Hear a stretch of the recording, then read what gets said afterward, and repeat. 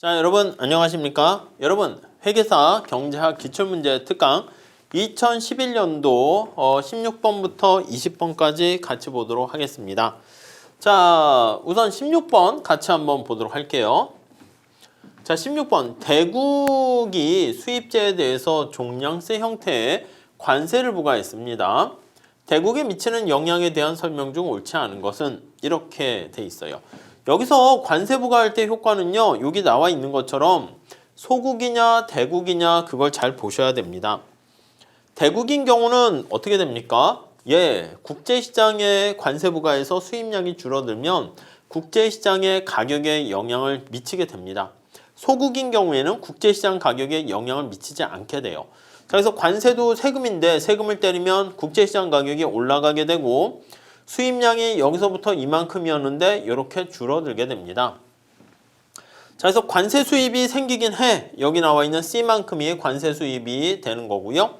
소비자 잉여는 감소합니다. A, B, C, D로 감소하지만 생산자 잉여는 증가해요. A만큼 증가하고 관세 수입이 C만큼 생겨. 그런데 B와 D만큼이 어느 누구도 가져가지 못하게 된다 해가지고 이게 사회적 후생 손실이야. 그래서 이 날개 부분에 생기는 요 영역 크기만큼이 관세 부과로 인한 후생 손실 이렇게 보시면 되겠습니다. 후생 손실. 네, 이해하시겠죠? 자, 근데 대국일 때는 얘기가 달라집니다. 대국일 때는 관세를 부과하면 직관적으로 어떻게 하냐면 국제시장 가격이 떨어져 가지고요. 내려가서 관세를 이렇게 부과하게 되는 것이기 때문에 어떻게 보면은 추가적으로 이만큼의 재정 수입, 관세 수입이 더 생긴다 보시면 되겠어요. 대국일 경우에는 항상 후생 손실이 생긴다라기보다는 여기 추가적인 추가적인 관세 수입이야. 얘가 사회적 후생 손실인 B 더하기 D보다 크다면 이거라면 이거인 경우 오히려 후생이 증가할 수가 있습니다. 오히려 관세를 부과했더니 후생이 증가 가능 이렇게 보시면 되겠습니다. 네, 이해하시겠죠? 근데 만약에 이 2가 B 플러스 D보다 작게 되면 후생이 감소한다 이렇게 보시면 되겠고요. 아시겠죠? 자, 그러면 한번 체크해 보도록 할게요. 소비자 잉여는 감소한다. 대국. 소비자 잉여는 A, B, C, D 감소하는 거 똑같습니다. 오케이. 관세 부과 후에 소비자가 지불하는 가격은 관세 부과 이전에 국제시장 가격에 관세를 더한 금액과 일치한다? 아니요. 관세 부과했을 때 발생하는 것보다는 소비자 지불하는 가격은 요만큼 올라가는 거잖아요. 요만큼. 그러니까 같은 게 아닙니다. 그러니까 만약에 소국인 경우에는 오케이. 소국인 경우에는 소비자가 지불하는 가격 증가하는 게 관세 부과한 것만큼 가격이 올라가는데 여기서는 그거보단 작게 올라간다. 이렇게 얘기를 해야 되는 것이죠. 오케이? 이해가 가시죠? 그래서 2번이 틀렸고요. 3번 생산자 잉여는 증가한다. 생산자 잉여는 증가하지. 오케이. 4번 대국의 사회후생은 그래요. 그래서 증가할 수도 있고 감소할 수도 있다. 이렇게 끌고 가시면 되겠습니다. 자, 다음 5번 소비자 잉여와 생산자 잉여 합은 항상 감소한다. 이건 맞아요. 사회 전체적인 정부 잉여까지 고려했을 때는 증가할 수도 있다라고 했는데 정부 부분을 뺀 거야. 여기 보시면 그러니까 표현을 잘 봐야 돼. 소비자 잉여와 생산자 잉여의 합, 정부를 뺀 소비자 잉여와 생산자 잉여의 합을 나타내면 B, C, D만큼 항상 감소한다. 네, 이렇게 보셔도 되겠습니다. 이해 가시죠? 네, 잘 보시면 되겠고요. 다음에 17번 문제 같이 한번 풀어보도록 하겠습니다. 17번. 자, 17번은 비교이론 문제처럼 돼버렸습니다. A국과 B국이 교역하는 핵쇼올림 모형을 상정합니다. 양국은 자동차와 의류를 생산하고 있으며 두 재화에 대한 동일한 상대 수요를 가지고 있다.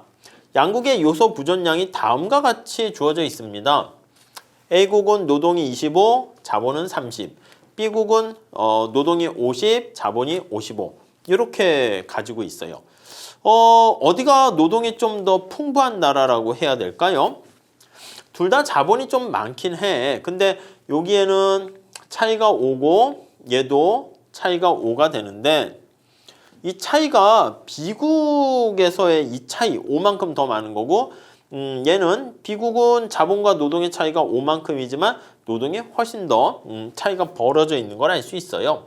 그러니까 상대적으로 A국이 자본집약적이다라는 것을 알 수가 있겠죠. 아니면 직접 구할 수가 있습니다.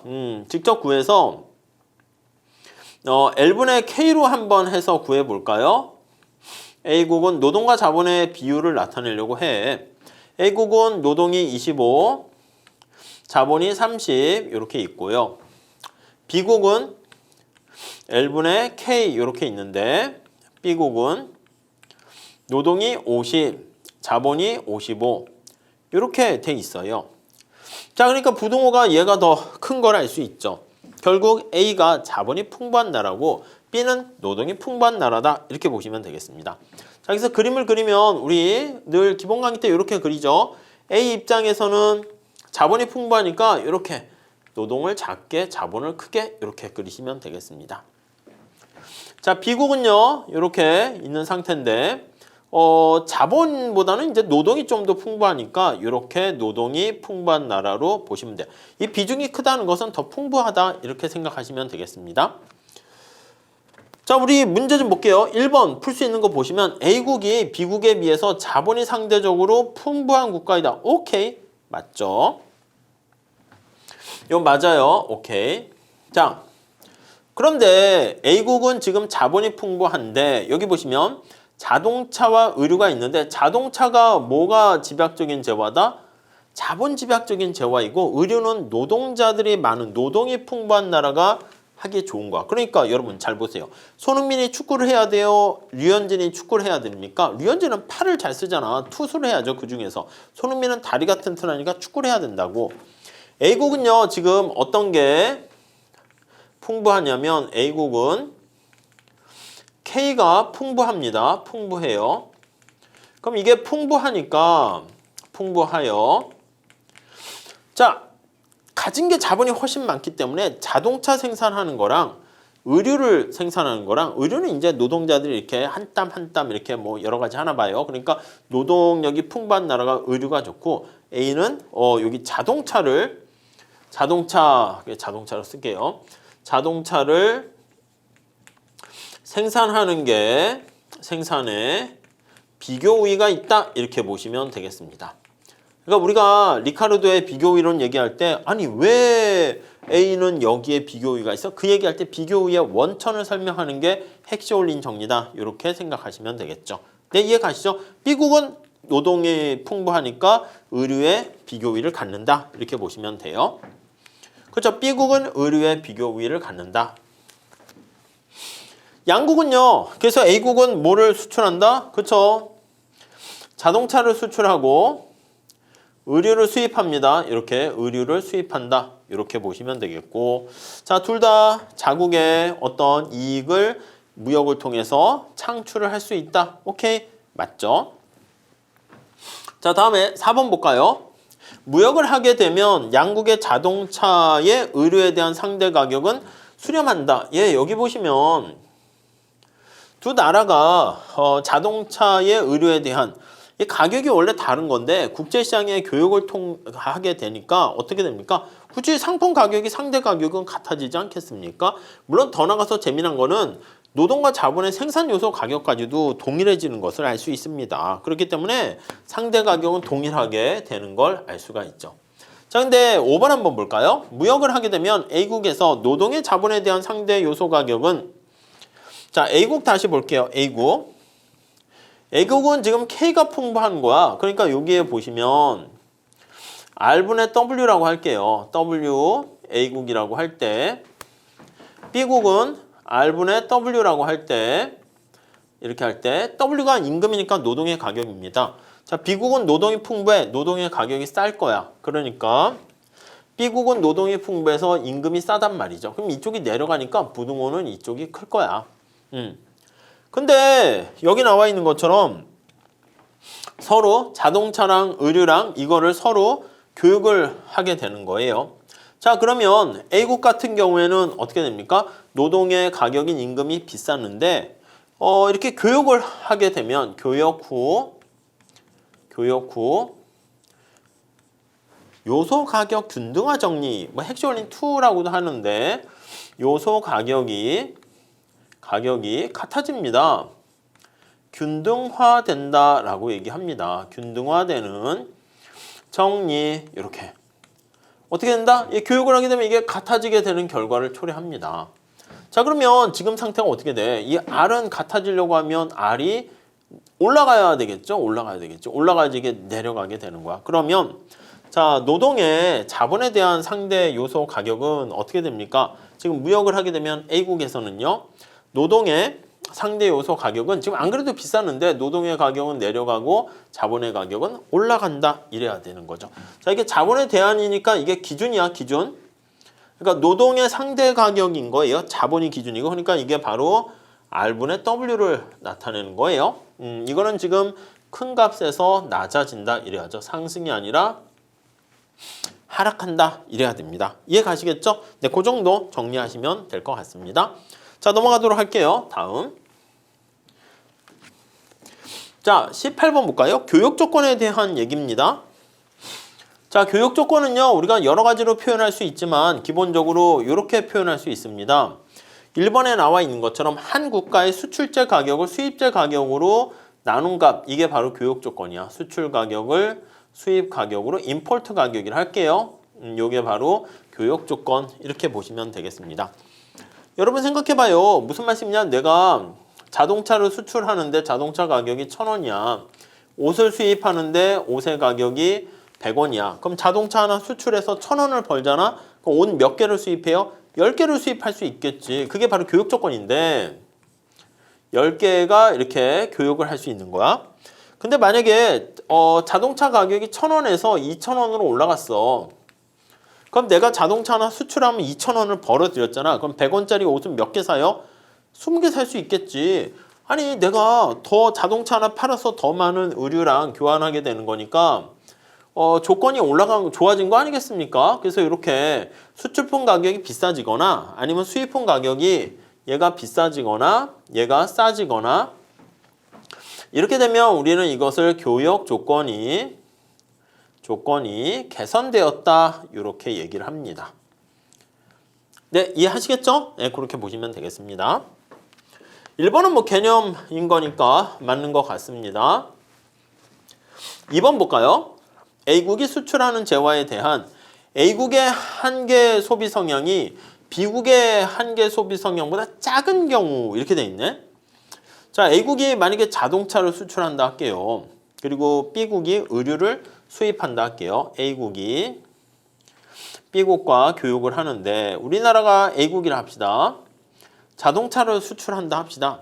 근데 이 자동차를 수출하는데 A국이 수출하는 재화 자동차야. 자동차. 우리나라 생각하시면 되겠네. 현대자동차.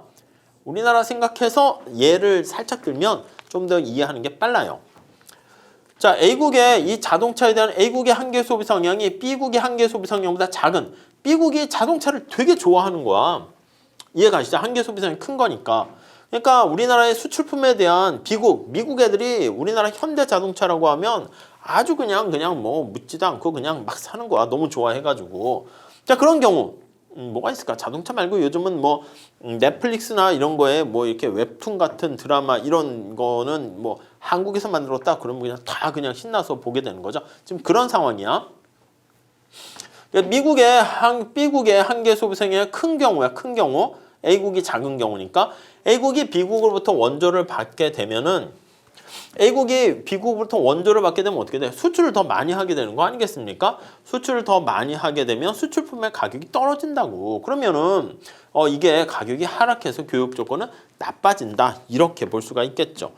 거기에 보시면 뭐 그냥 뭐 얘기를 막 뒤죽박죽 뭐 이렇게 집어넣긴 했는데 뭐 그렇게 한번 참고로 보시면 될 것 같습니다. 아니면 이제 원조를 받는다고 했으니까 B국으로부터 원조를 받게 되면 지금 A국은 그러니까 자동차 말고 의류를 훨씬 좋아하는 거야. 여기다 정리하면 A국은 수입제를 되게 좋아하는 거야. 그래서 B 의류를 좋아한다 합시다. 그래서 의류가 수입제야. 수입제를 M이라고 씁시다. M. 이거를 선호해. 한계 소비량이 더 큰 경우니까 선호하는 경우. 자, 이런 경우인데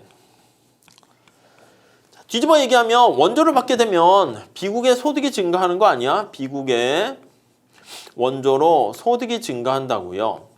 증가. 이렇게요. B국의 소득이 더 증가하게 되면 B국의 사람들이 어떻게 됩니까? M을 수입제를 더 선호하게 되는 거야. 그럼 수입제에 대한 PM에 대한 수입제를 좋아하니까 가격이 올라간다. 이렇게 보시면 돼요. 이쪽으로 보시면 이렇게 A국은 수입제, 의류, M, 임포트에서 M이라 쓴 거야. 이걸 선호하게 되는 경우 원조를 통한 소득이 증가 시 소득 증가 시 네, 어떻게 된다? 수입을 더 많이 합니다. 수입이 증가하게 돼요. 외제 물건에 대한 수입이 증가하게 되면 그 결과 수입제 가격은 상승한다라는 것을 알 수가 있게 됩니다. 오케이, 그럼 교육 조건은 이거잖아. 교육 조건은 개선된다. 이렇게 보시면 되겠습니다. 네, 그렇게 정리하시면 되겠고, 다음에 여기 보시면 3번 볼게요. 수입제 가격 위주의 경제 성장이 일어나게 되면은 교육조건이 하락한다로 해야 되겠죠? 얘가 이제 이거랑 반대로 이게 올라가니까 교육 조건은 하락한다 이렇게 해야죠. 네, 요거 올라가니까 이게 교육 조건이죠. 교육 조건은 하락한다 이렇게 아셨죠? 악화된다 맞는 표현입니다. 다음 3번 봅시다. 3번은 수입제 위주의 경제 성장이 일어나면 이게 무슨 말이야? 우리나라가 자동차를 수출하고 의류를 수입하고 있었어. 동남아나 뭐 이런 데서. 그런데 우리나라가 경제 성장이 일어나는데 수입제 위주의 경제 성장이 일어나게 되면 수입제에 대한 생산이 증가하지 않겠습니까? 생산이 증가하여.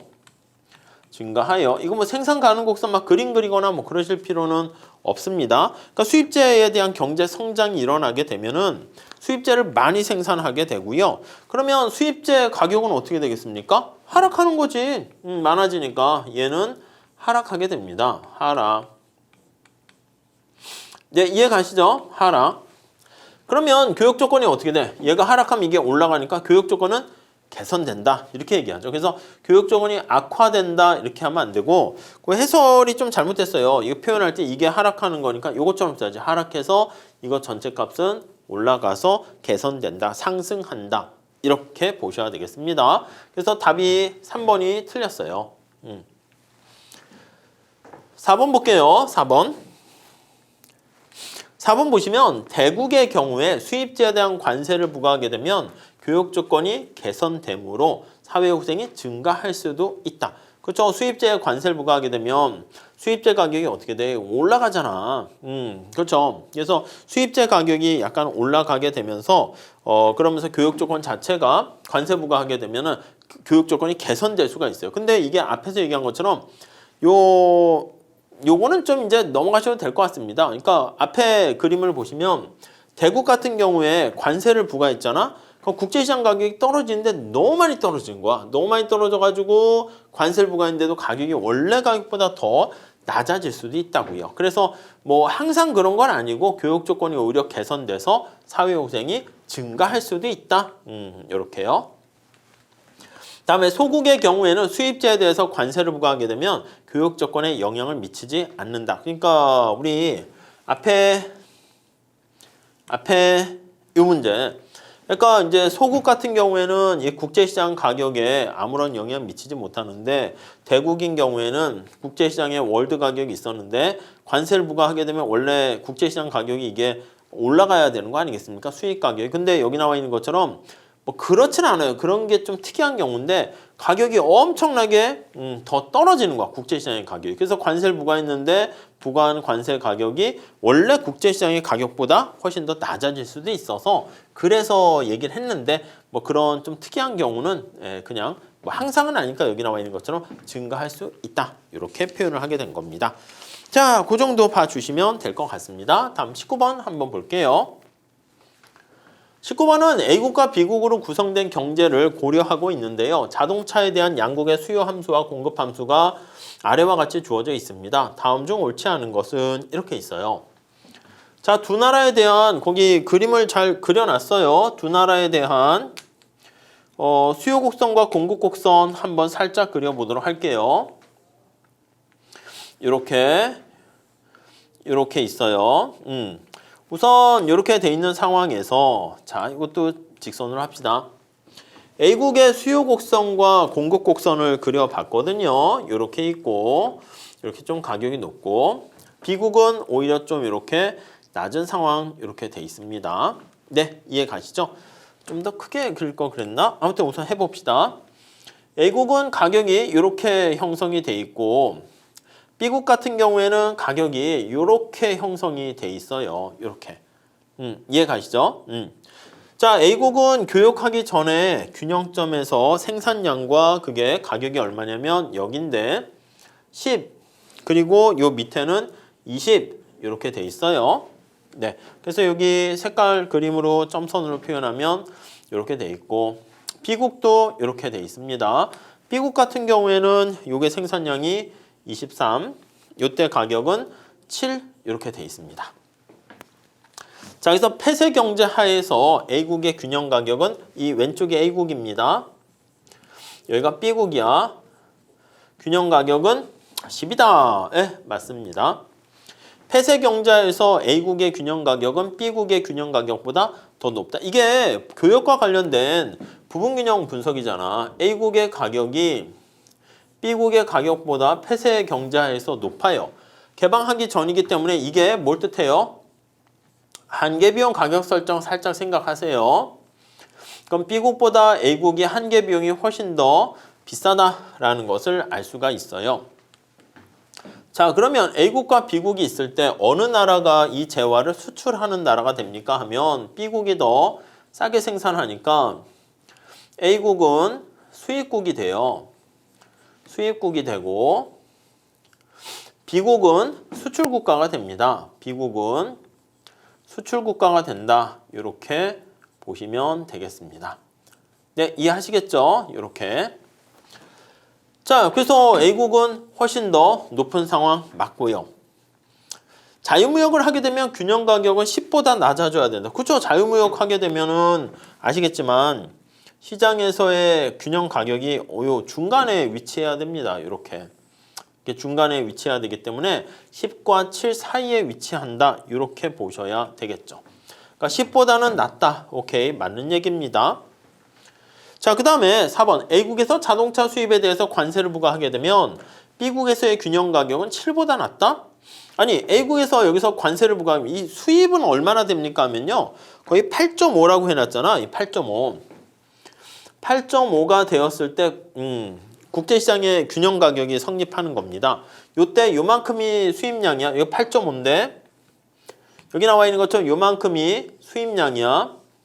지금 이게 A국의 도메스틱 가격이고 국제시장의 가격인데 국제시장의 가격보다 월드 가격이 훨씬 더 낮은 상황입니다. 그러니까 A국은 수입 국가가 되고 요게 수입량이야. 수입량. 이해 가시죠? 자, 얘는요, 이만큼이 수출량이 되는 거야. 왜냐면 여기 보시면 B국의 가격이 B국의 월드 가격보다 훨씬 더 싸게 먹히니까 이만큼은 더 많이 생산해서 수출을 하게 됩니다. 이 수출량과 수입량이 같아져야 되는 거야. 여러분, 수입량이 이거잖아. 이게 초과 수요 아니겠습니까? 초과 수요를 나타내는 것이고 얘는 수출량이 초과 공급을 나타내는 거야. 초과 공급. 자, 그래서 여기 나와 있는 초과 수요와 초과 공급을 같게 만드는 게 국제시장의 가격이 됩니다. 오, 요거 찾는 거. 8.5를 어떻게 찾습니까? 만약에 생각을 하신다면 이렇게 할 수 있어요. 자, A국은 지금 초과 수요잖아. 초과 수요니까 이게 공급이고 수요야. 여기다 할게요. 여기다 할게요. 이렇게. 자, A국의 초과 수요는 어떻게 될까? excess demand A국은 자, 수요량에서 공급량을 빼는 게 초과 수요지. 이거 30 마이너스 P입니다. 네, 수요에서 공급을 빼 10 플러스 10이죠. P 요게 초과 수요야. 이해가시죠? 자, B국에 초과 공급해야 그만큼을 수출하는 거잖아. 자, B국의 초과 공급은 어떻게 될까요? B국의 excess supply B국은 초과 공급이니까 공급에서 수요를 빼면 되겠죠. 자, 여기서 저걸 빼 16 플러스 P에서 요거를 뺍니다. 30 마이너스 P 30 마이너스 P 이렇게 되는 겁니다. 요거 두 개를 이꼴로 놓고 푸시면 되겠습니다. 요거 두 개를 이꼴로 놓고 푸시면 되겠어요. 이건 여러분들이 하세요. 아셨죠? 그래서 이렇게 하면은 20 마이너스 2P입니까? 20 마이너스 2P는 요거 빼면 16에서 30 빼니까 마이너스 14인가요? 그리고 2P네. 14 플러스 뭐 2P 뭐 이렇게 해가지고 4P는 뭐 해가지고 뭐 계산하시면 되겠죠. 잘못됐나? 아무튼 이렇게 해서 계산을 해서 같도록 하시면 될 것 같습니다. 아셨죠? 그렇게 해서 정리를 하시게 되면은 우리가 여기 나와 있는 8.5 구할 수가 있어요.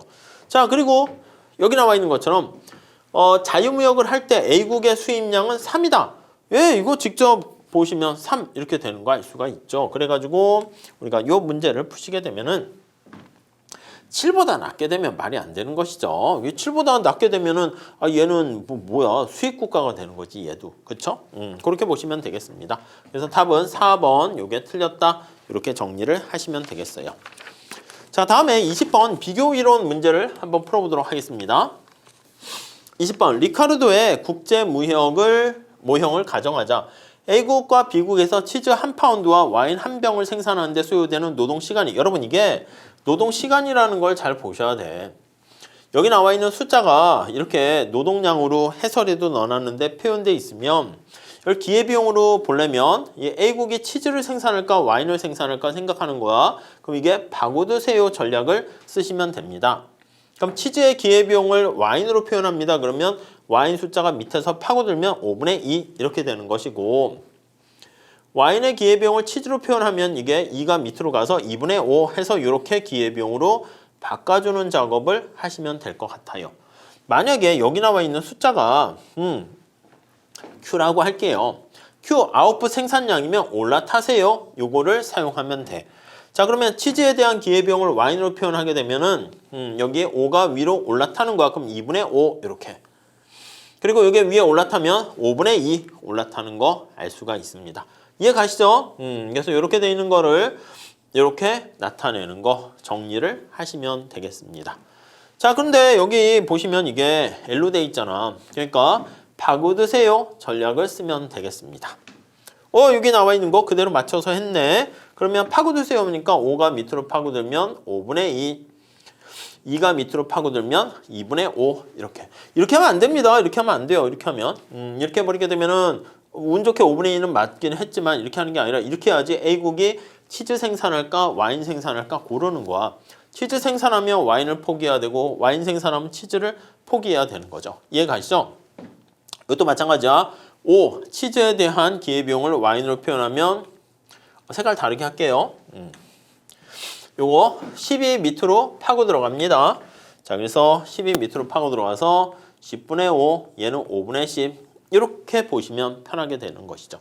자, 그러면 이렇게 정리가 되었을 때 기회비용이 싼 거를 선택하는 거야. 치즈 중에서 보면 얘는 5분의 2인데 얘는 10분의 5 이렇게 되어 있으니까 이게 훨씬 싸다고. 그러니까 A국은 치즈 생산에 대한 기회비용으로 바꿨을 때 B국보다 싸니까 A국은 치즈에 특화를 하고요. B국은 2분의 5보다 5분의 10이 더 싸니까 B국은 여기 나와 있는 와인에 특화를 한다. 이렇게 보시면 되겠습니다. 자, 그래서 1번 볼게요. 뭐 여기 보시면 이 특화야. A국은 치즈에 비교 우위가 있는 거야. 비교 우위가 있고, 네. 그리고 B국은 와인에 비교 우위가 있어. 이렇게 보시면 되겠습니다. 네, 이해 가시죠? 그래서 비교 우위가 있으니까 비교 우위가 있는 것을 생산해서 수출한다 보시면 되겠습니다. 자, 그러면 치즈의 상대 가격이 0.4보다 작다면 이렇게 여러분 이거 숫자로 나타내면 이게 0.4고 0.5잖아요. 교역 조건이라는 거 우리가 보셔야 되는 거 아시죠? 교역 조건은 치즈를 기준으로 할게요. 조건은 자, 저 생산 비용을 나타내는 거 원래 이제 MRT가 되는 거 아니겠습니까? MRT로 합시다. MRT 아세요? 이게 치즈 와인 하면 이거 하면 어떻게 돼? 5분의 1은 값이 MRT 치와야 MRT 와치야. 와치? 시계? 아니 치와예요. 치와. 치와입니다. A 국가의 MRT 치와는 이게 0.4라는 뜻이고 MRT B국의 치와는 치즈 와인이야. 요거는 0.5가 되는 거예요. 자, 그러니까 국제시장의 월드 가격은 요 사이에 있게 되면은 두 나라가 교역이 이루어진다. 이렇게 생각을 하시면 되겠습니다. 자, 근데 만약에 국제시장의 가격이 0.4보다 작아. 이렇게 했을 때는 그러니까 국제시장, 월드 가격이야. 국제시장의 가격이야. 국제 가격. 자, 이렇게 되니까 A 국가는 국제시장 가격보다 훨씬 더 싸게 생산할 수 있으니까 그래서 수출하고요. B 국가는 비싸니까 수입을 하게 되거든. 근데 1번 문제는 1번 지문은 어떻게 되는 거냐면 치즈의 상대 가격이 국제시장의 상대 가격이 0.4보다 작대. 그럼 이거보다 작은 거야. 그러면 월드 가격이 MRT A 국가의 요거랑 MRT B 국가의 요거보다 훨씬 더 작은 거야. 이게 의미하시는 걸 보면 어떤 뜻입니까? 국제시장의 가격이 굉장히 싸니까 A국이 뭐 수출이 아니라 다 사 먹는 게 나은 거야. 저뿐만 아니라 제 옆에 있는 다른 사람들이 보니까 시장에서 스파게티 사 먹는 게 내가 직접 만드는 것보다 훨씬 더 싸게 먹히는 거야. 그러니까 이 경우에는 국제시장 가격이 훨씬 더 싸니까 이때는 다른 나라가 없긴 하지만 A와 B는 모두 그냥 이게 생산하는 게 아니라 와인에 특화한다 이렇게 보시면 되겠습니다. 와인에 특화를 한다. 물론 여기는 두 나라만 있지만 다른 나라가 있다는 전제가 뭐 깔려 있게 되는 것이죠. 오케이. 모두 와인에 특화한다. 양국은 모두 오케이. 다음 2번 치즈의 상대 가격이 0.4가 되면 치즈의 상대 가격이 0.4야. 지금 치즈의 상대 가격이 0.4면은 지금 A 국가의 MRT랑 같습니다.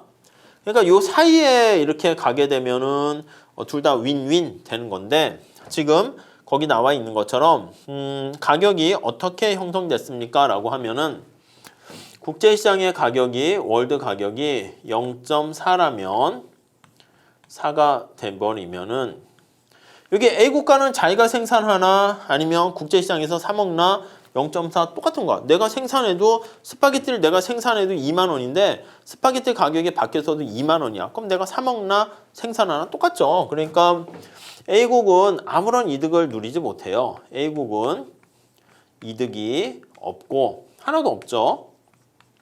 없고 B국은 어떻게 됩니까? 그치, B국이 요 차이만큼이 이득이 되는 건데 그 차이만큼을 다 B국이 교역을 통한 이득을 모두 가져갑니다. 싹쓸이를 합니다. 이런 말 써도 되나? 아무튼 싹쓸이 이렇게. 네, 이해 가시겠죠? 그러면 B국은 여기 보시면 모든 거를 다 이렇게 해야 되겠네. 와인에 완전히 특화해야 되니까 지금 노동자들이 몇 명 있냐면 노동 공급 시간이 지금 300시간으로 주어져 있거든요. 그럼 B국 같은 경우에는 와인에 특화를 합니다. 완전 특화합니다. 10명 있을 때 와인 하나가 만들어져. 근데 300명이 있으니까 다 투입되면은 300명이 다 B국은 와인의 생산에 투입하면은 와인 생산량 300병이 만들어지겠죠. 네, 오케이 이해되시죠? 다음 3번. 치즈의 상대 가격이 0.45면 요 사이에 있네. 0.4와 0.5 사이에 있으니까 요 얘기를 하는 거예요. 여기 나와 있는 여기 요거 되는 거예요. 자, 그렇게 되면은 0.45가 되면은 A국은 치즈 생산의 완전 특화, B국은 와인 생산의 완전 특화. 그냥 그대로 됩니다. 자유무역을 할 때 치즈의 균형 가격은 0.5보다 크다? 뭐야, 치즈의 상대 가격 0.4와 0.5가 돼야지 자유무역이 이루어진다니까요. 둘 다 윈윈되지. 국제시장 가격이 이거 0.4보다 작으면 둘이 이루어지진 않습니다. 0.5보다 크게 되면은 역시 둘 다 교역을 하지 않게 되고 다 수입하는, 다 생산하게 되는 그런 상황이 됩니다. 자, 그리고 치즈의 상대 가격이 0.5가 되면 얘가 쭉 0.5가 되면 B국가는 아무런 교역 이득을 누리지 못하고요. 당연히 A국가가 모두 치즈 생산에 대해서 다 완전 특화를 하게 된다라고 보시면 되겠습니다. 아셨죠? 뭐 제가 한번 설명을 위해서 좀 이렇게 하다 보니까 그런 건데 이거 좀 잘 보셔서 이런 스타일을 빨리빨리 여러분들이 체크를 하시고요. 교역 조건 그리고 비교위가 어떤 건가 빨리 보시고 그 다음에는 무역의 이익 거기까지도 좀 뒤에 기출문제 나와 있는데 정리를 해두시면 좋겠습니다. 자, 이렇게 하시고 다음 시간에 이어서 또 같이 공부해 보도록 하겠습니다. 감사합니다.